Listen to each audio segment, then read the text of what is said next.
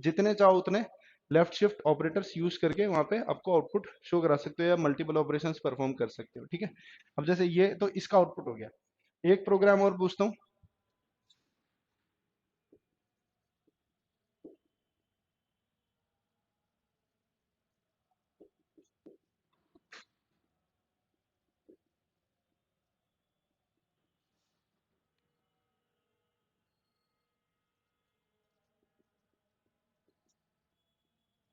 इसका आउटपुट क्या आएगा?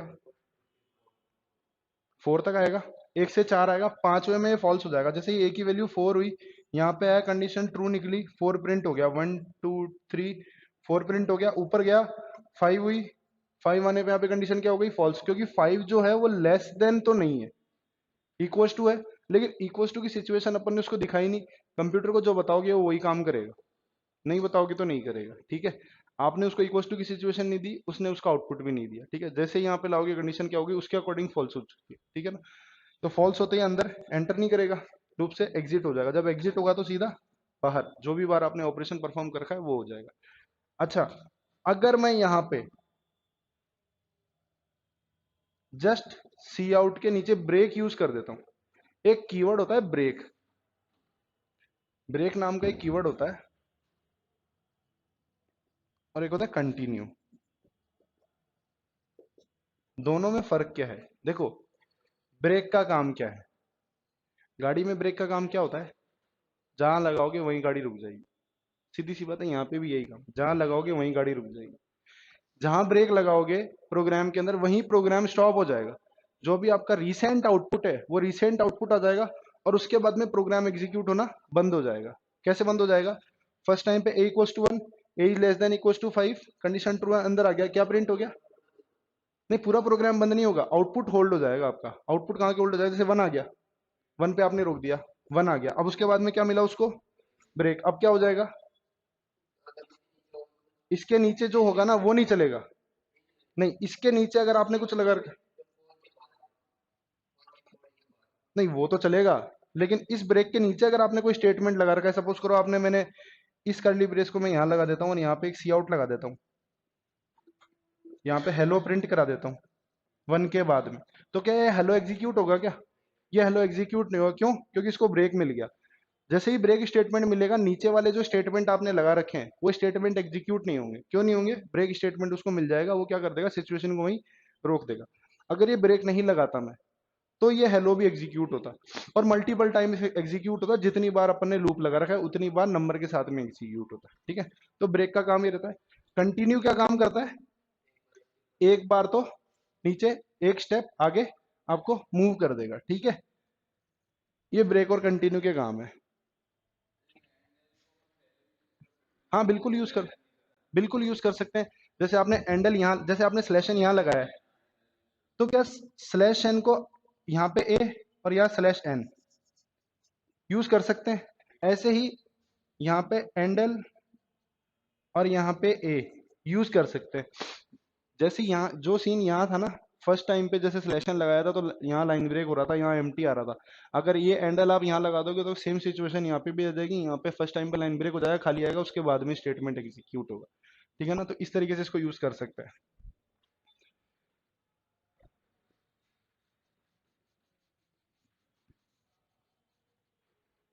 एक सिचुएशन और क्रिएट करते हैं।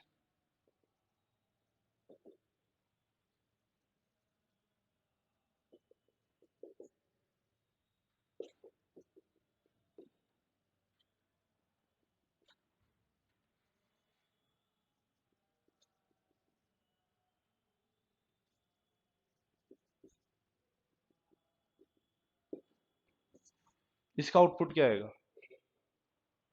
कितनी बार? एक बार। कैसे आएगा? ए में 5 है, ठीक है, यहाँ से यहाँ गया, क्या ए में जो 5 है वो इस 5 के बराबर है क्या? बराबर है ना। उसके लिए है ना, ये और ये एक नहीं है। उसके लिए ये और ये एक नहीं है, ये दोनों अलग अलग है। उसके लिए, कंप्यूटर के लिए, वो बस कंपेयर करने का काम करेगा। अपने मशीन लैंग्वेज के थ्रू जो भी ट्रांसलेटर अपन यूज करेंगे, वहाँ कंपाइलर यूज होता है तो कंपाइलर काम करेगा। ये दोनों कंपेयर कराएगा, इक्वल है, अंदर आ जाएगा, a = a+2 हो गया, उसको कोई मतलब नहीं है। ए में 7 हो जाएगा, कोई दिक्कत नहीं है, नीचे आएगा। डबल कोट के अंदर, डबल कोट के अंदर मैं जो भी स्टेटमेंट डालूंगा वो उसको एज एन क्या लेगा, एज एन स्ट्रिंग लेगा, ठीक है ना।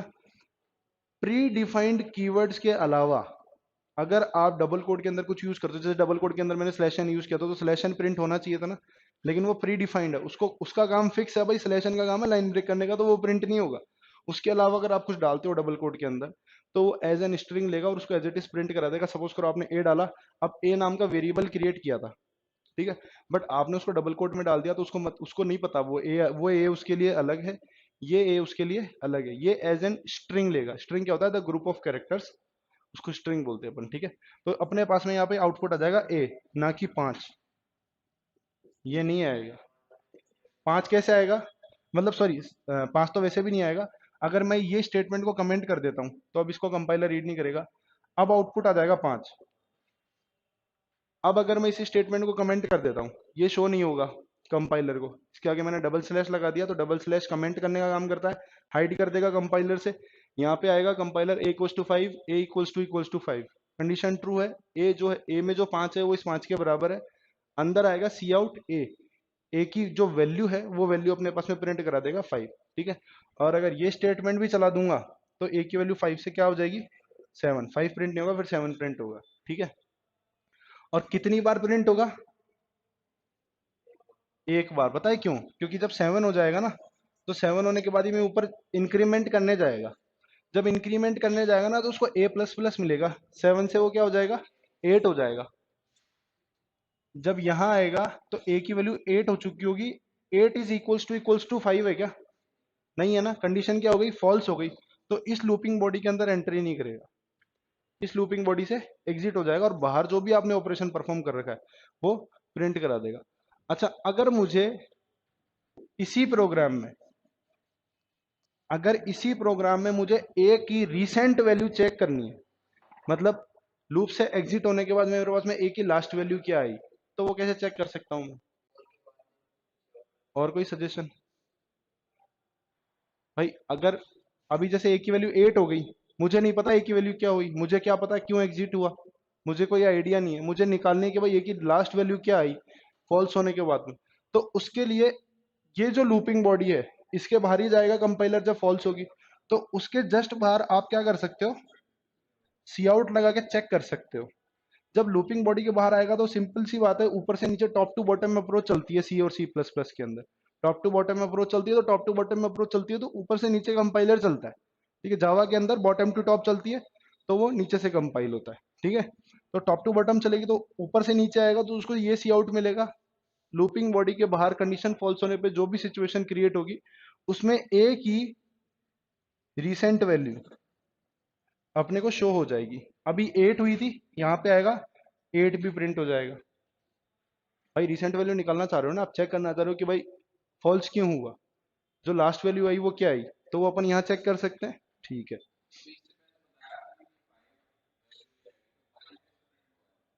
5 किस, नहीं 5 तब आएगी ना जब आप ये स्टेटमेंट नहीं लगाओगे। अगर आप ये कमेंट मैंने इसको कमेंट कर दिया था उस टाइम पे, अगर आपको 5 लानी है तो ये स्टेटमेंट को कमेंट कर दो, अब 5 आ सकती है ना।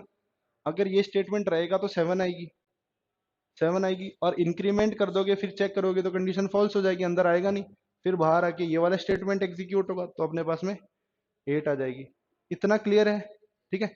बहुत सारे ऐसे क्वेश्चंस देखे हैं मैंने जिसके अंदर आपसे है ना for loop, mostly for loop के अंदर यही क्वेश्चंस है कि आपको एक छोटा सा लूप चला के दिया जाएगा, उसमें पूछा जाएगा इसका आउटपुट क्या आएगा, सिंपल। ऐसे ऐसे क्वेश्चंस देखें, पैटर्न वाले क्वेश्चंस बहुत कम आते हैं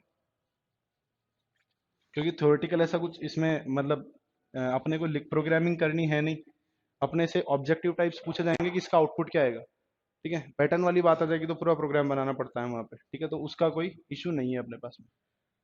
अब मैं वाइल की बात करता हूँ, वाइल के अंदर हम क्या लगाते हैं, सिर्फ कंडीशन, इंक्रीमेंट डिक्रीमेंट जो भी करना होता है वो आप ऊपर और नीचे कर चुके होते हो, ठीक है।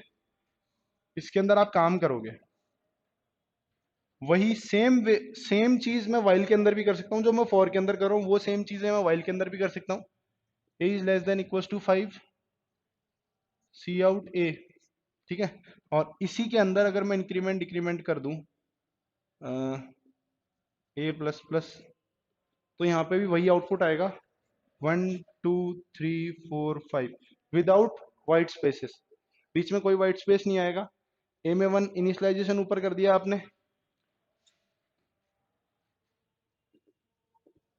ये इनिशियलाइजेशन कर दिया, यहाँ कंडीशन लगा दी, यहाँ पे आपने कर दिया इंक्रीमेंट। यहाँ पे क्या होगा, ए में 1 आएगा, यहाँ पे आएगा a is less than equal to 5, condition true है, वही लूपिंग बॉडी के अंदर आपका ए प्रिंट हो जाएगा, 1 प्रिंट हो गया, फिर प्लस प्लस 2 हो जाएगा, वापस कंडीशन चेक करेगा, 2 फिर 3 फिर 4 फिर 5, जैसे ही 5 होगा अंदर आएगा, 5 प्रिंट हो जाएगा, प्लस प्लस वैल्यू क्या होगी 6, ये एग्जीक्यूट होगा। कंडीशन तो बाद में फॉल्स होगी, ये एग्जीक्यूट होगा, कंडीशन बाद में चेक होगी, जो भी स्टेटमेंट अपन ने नीचे लगा रखा है वो स्टेटमेंट जरूर एग्जीक्यूट होगा जब तक लूपिंग बॉडी के अंदर, ठीक है ना। तो ए की वैल्यू 6 हो जाएगी, ऊपर जाएगा, चेक करेगा, कंडीशन फॉल्स, फॉल्स होने के बाद में एंटर नहीं होगा, फॉल्स होने के बाद में इस कर्ली ब्रेस से सीधा एग्जिट मारेगा, ठीक है। तो इस तरीके से ये काम करता है। अब इसके अंदर भी हम वेरिएशंस क्रिएट कर सकते हैं, बहुत सारे वेरिएशंस कैसे क्रिएट कर सकते हैं, इंक्रीमेंट को ऊपर ले जा सकते हैं, ठीक है ना, ऐसे बहुत सारे वेरिएशंस क्रिएट कर सकते हैं। इसका आउटपुट बता दो।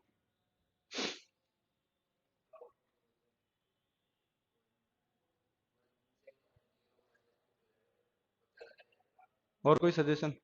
अगर मैं इंक्रीमेंट की जगह डिक्रीमेंट करता हूं तो इसका आउटपुट क्या आएगा भाई?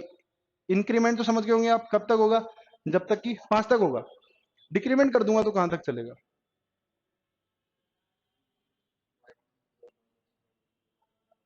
बोलो तो सही भाई, साइलेंट कैसे हो गए? कोई आइडिया नहीं है?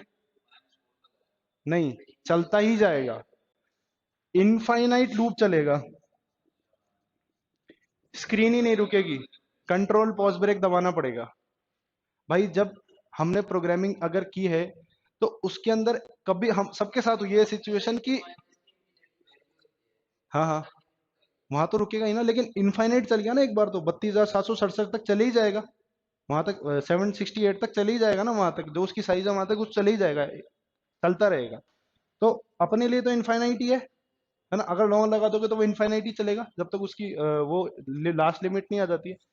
तो जब डिक्रीमेंट लगाएंगे, ए में 1 है, कंडीशन चेक की ट्रू है, सी आउट 1 प्रिंट हो गया, माइनस माइनस ए की वैल्यू क्या होगी 0, ऊपर जाएगा 0 इज लेस देन 5, यहाँ भी ट्रू है, अंदर आएगा, फिर ए 0 प्रिंट हो जाएगा, फिर माइनस माइनस -1, ऊपर जाएगा, -1 भी छोटा है, -2 भी छोटा है, 3 भी छोटा है, 4 भी छोटा है, -3 32,768 वो भी छोटा है, उसके आगे भी सारे छोटे हैं, लेकिन इंट की लास्ट लिमिट जो होती है वो यही होती है माइनस के अंदर, ठीक है। तो वहां तक ये लूप चलेगा इनफाइनाइट, ठीक है। तो ऐसे भी क्वेश्चन है कि इसका आउटपुट क्या आएगा, उसके अंदर बोल देता है वो कि इनफाइनाइट लूप चलेगा, ठीक है, या -4 तक चलेगा या -5 तक चलेगा, ठीक है। तो कुछ स्टूडेंट्स कर देते हैं -5, कुछ स्टूडेंट कर देते हैं -4, वो ऐसे काउंट कर लेते हैं 0 -1 -2 -3 -4, 5 काउंट हो गए तो -4 तक चला देते हैं, ठीक है। कुछ इनफाइनाइट कर देते हैं, कुछ 5 तक चला देते हैं, कुछ 0 ही चलाते हैं कि 0 1 1 और 0 ही चलेगा, नेगेटिव नहीं जाएगा।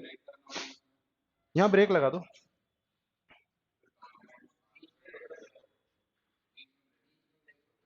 नहीं, ये ब्रेक लगाने से क्या होगा, नीचे का स्टेटमेंट रुक जाएगा। अब अगर आप उसको बीच में ब्रेक करना है तो आप क्या सिचुएशन लगा सकते हो, या तो लूप के बाहर ब्रेक लगाओ, या तो लूप के बाहर ब्रेक लगाओ कि सिचुएशन एक बार चलेगी और उसके बाद एग्जिट हो जाएगी, या तो यहाँ ब्रेक लगा दो वाइल के बाद में, ठीक है, या यहाँ ब्रेक लगा दो वाइल के बाद में, जहां भी आप ब्रेक लगाओगे वहां सिचुएशन एग्जिट हो जाएगी, रुक जाएगी एक बार के लिए, सिचुएशन वहीं पे होल्ड हो जाएगी। हाँ, कंट्रोल स्टेटमेंट लगा सकते हो इफ वाला, ठीक है, वो अलग चीज है, वो अलग मैटर है, वो अपन वहां पे स्विच केस वाला अगर यूज करते हैं तो आप वहां पे सिचुएशन को होल्ड कर सकते हो। हाँ, कंडीशन लगा सकते हैं, अभी अपन उस फेज में है नहीं ना, अभी अपन लूप की बात कर रहे हैं। भाई कंडीशन फेज में जब हम आएंगे तब वहां पे हम कंडीशन फेज भी यूज कर सकते हैं। भाई आप कंडीशन लगाते हो इफ, अगर ये कंडीशन रही तो जो स्टेटमेंट है वो एग्जिट हो जाएगा। अब अगर मैं इस a int a equals to 1 की जगह ना unsigned int a equals to 1 लगा देता हूँ, अब लूप कितनी बार चलेगा? जो साइज होती है वो 0 टू, आपको मैंने कुछ बताई थी 3 लाख और कुछ साइज होती है, ठीक है ना। हाँ, ऐसी कुछ साइज होती है, ठीक है, तो 0 टू ये साइज होती है। अब लूप कितनी बार चलेगा? अब क्या नेगेटिव में जाएगा क्या? नहीं जाएगा, क्योंकि इंटीजर कितना, अनसाइंड इंटीजर जो होता है वो जीरो, पॉजिटिव जो वैल्यू होती है जीरो से जितनी पॉजिटिव वैल्यू जो उसमें लिमिट दे रखी होती है वहीं तक एक्सेस करता है। तो जब ये वाला लूप लगाएंगे ना अगर अनसाइंड के साथ में, तो जीरो तक ही एक्सेस करेगा, उसके बाद में नहीं जाएगा, उसके बाद में वो रुक जाएगा ऑटोमेटिकली, क्योंकि उसके पास में गार्बेज वैल्यू के अलावा कुछ बचेगा नहीं। ठीक है,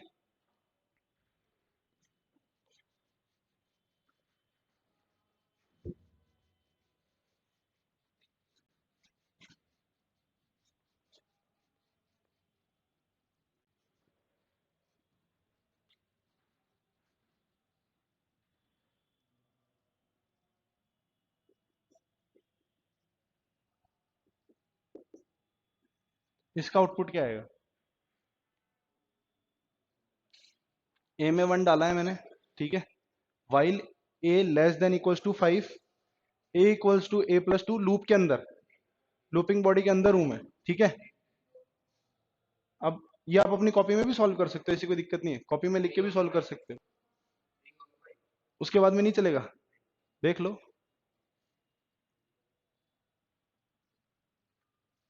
कॉपी में कर सकते हो। बताओ, आप बताओ सर, कॉपी में कर सकते हो आप लोग सॉल्व, कोई दिक्कत वाली बात नहीं है। ए में 1 है, आपने a less than equals to 5 condition लगाई है, a equals to a plus two कर दिया, ए की वैल्यू कितनी हो गई 3, ऊपर जाएगा चेक करेगा, ट्रू है ना, एक बार तो 3 प्रिंट हो जाएगा नीचे आके, क्योंकि अपन ने सी आउट लगा रखा है, ठीक है, ये 3 प्रिंट करा दिया इसने, ऊपर जाएगा, कंडीशन ट्रू है, अंदर आएगा, फिर ए प्लस टू करेगा, कितना हो गया 5, 5 हो गया, 5 प्रिंट हो गया, फिर ऊपर जाएगा, अब कंडीशन क्या हो गई, अभी भी तो ट्रू ही है, क्योंकि 5 इक्वल्स टू 5 है, फिर प्लस करेगा, कितना हो गया 7। यहाँ पे है ना, ये कंप्यूटर साइंस है, यहाँ पे 1+1 2 नहीं होता, यहाँ 1+1 0 होता है, घर वाले ही बोलते हैं बावड़ा हो गया। ठीक है, तो बच्चों की जैसे करनी पड़ती है एक एक चीज चेक करके।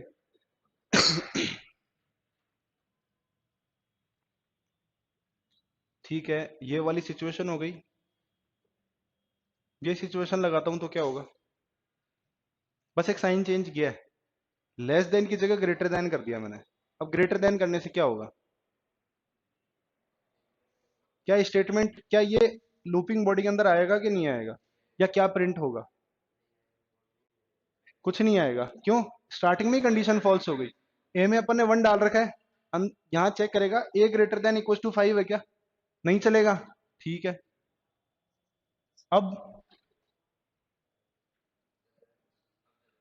कितनी बार, किसने बोला अनलिमिटेड चलेगा, अच्छा ठीक है, एक एक मिनट एक मिनट एक मिनट एक मिनट, अब, हाँ वो उस टाइम पे अनलिमिटेड चलता, अब कितना बार चलेगा, उसके बाद, क्यों,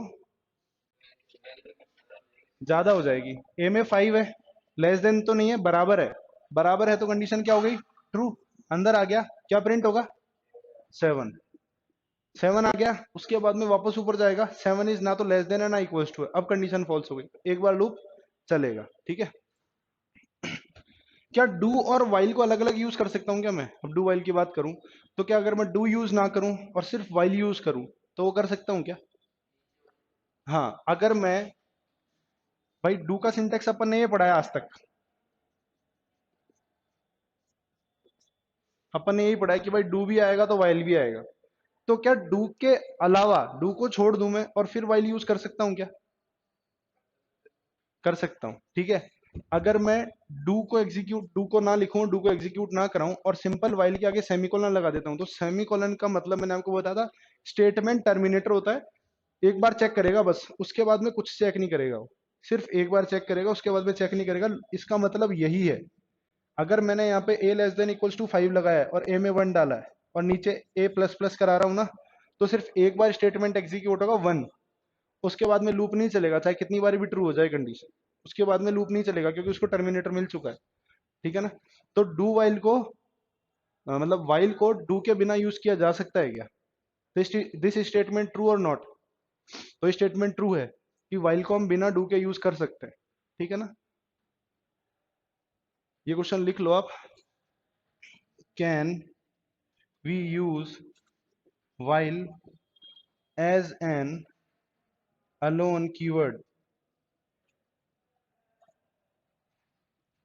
excluding do। क्या हम while को as an alone keyword use कर सकते हैं क्या डू को हटा के? तो ये स्टेटमेंट ट्रू है क्या फॉल्स है? ये स्टेटमेंट ट्रू है, यूज कर सकते हैं। ठीक है,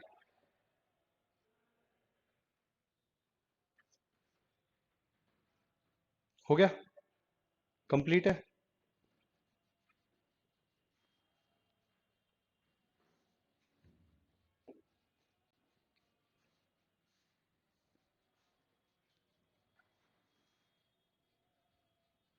आपको एक छोटा सा काम दे रहा हूँ, दो प्रोग्राम करके लाने रैंडम।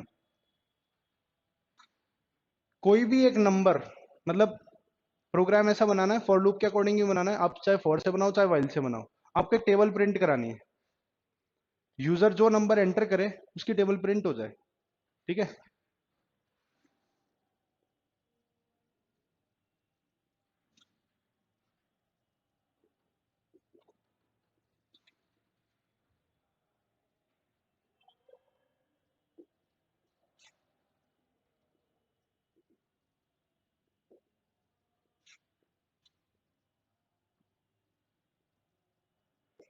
यूजर कोई भी नंबर एंटर करे और उसकी टेबल प्रिंट हो जाए। थोड़ा सा हिंट दे देता हूँ, सी आउट सीन लगेंगे, सीन भी लगेगा, इनपुट कराने के लिए सीन लगेगा, फिर उसके बाद में वही लूप चलाना 1 से 10 तक। और एक नंबर जो एंटर कराओगे उसको मल्टीप्लाई करा देना लूप वाले वेरिएबल से। पूरा प्रोग्राम बोल दिया मैंने, डिक्टेट कर दिया। सिंपल, दोबारा डिक्टेट कर देता हूँ, नहीं समझ में आया तो। दो वेरिएबल लेने, एक में तो इनपुट कराएंगे, एक में लूप चलाएंगे। जिसमें इनपुट कराओगे और लूप जिस वेरिएबल में चलाओगे, अब वेरिएबल में लूप कितनी बार चलाओगे? 10 बार चलाओगे। 10 बार जो लूप चलाओगे उस वाले वेरिएबल को ऊपर जो यूजर से इनपुट करवाया वेरिएबल उससे मल्टीप्लाई करा देना लूप के अंदर। ऑटोमेटिकली 10 बार मल्टीप्लाई हो जाएगा और जो भी नंबर डालोगे उसका टेबल प्रिंट हो जाएगा। ठीक है ना? जैसे बचपन में अपन क्या सीखते थे, टेबल कैसे सीखी है? 2 into 1, 2 into 2, 2 into 3। इधर वाला नंबर तो फिक्स रहेगा, इधर वाला नंबर 10 तक चलेगा। 10 तक चलेगा ना?